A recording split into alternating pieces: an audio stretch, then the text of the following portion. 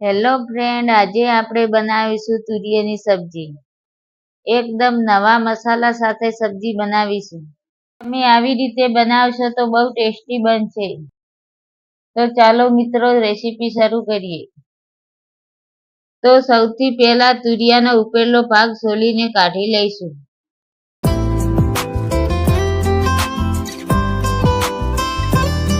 તો તુરિયાને નાની નાની સાઈઝના ટુકડા કરી લેવાના છે. તો આવી રીતે બધા તુરિયા સમારી લેવાના છે.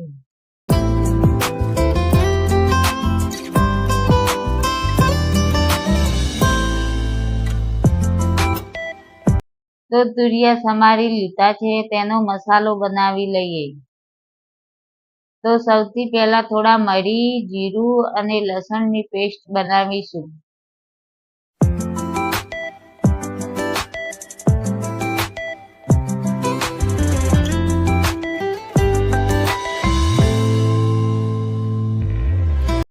તો તમે જોઈ શકો છો પેસ્ટ એકદમ સરસ થઈ ગઈ છે.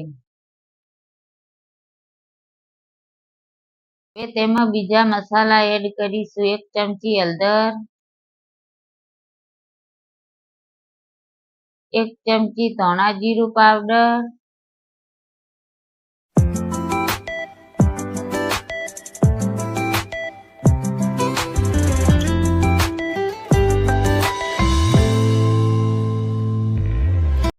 સ્વાદ પ્રમાણે મીઠું એડ કરીને થોડુંક પાણી એડ કરીને બરાબર મિક્સ કરીશું.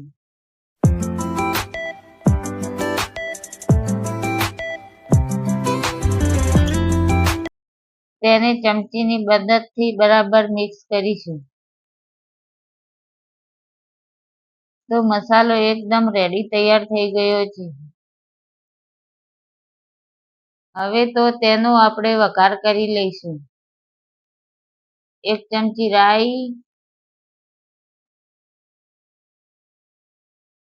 સૌથી પહેલા આપણે સમારેલા મરચાં એડ કરીશું, પછી તેની પેસ્ટ ઉમેરીશું.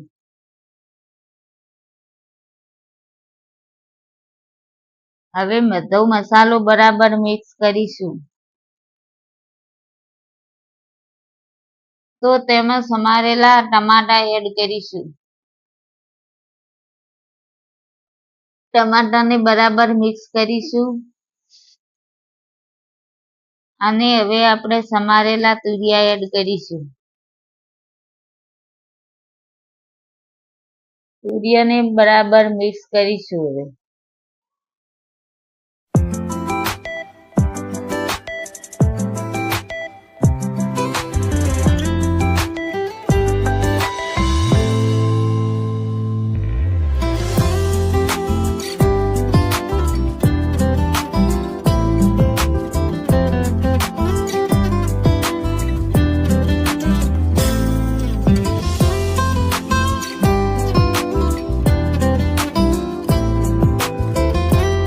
તુરિયા આપણા ફ્રાય થઈ ગયા છે. તેમાં પાણી ઉમેરીને 10 થી 15 મિનિટ ઢાંકીને મૂકી દઈએ.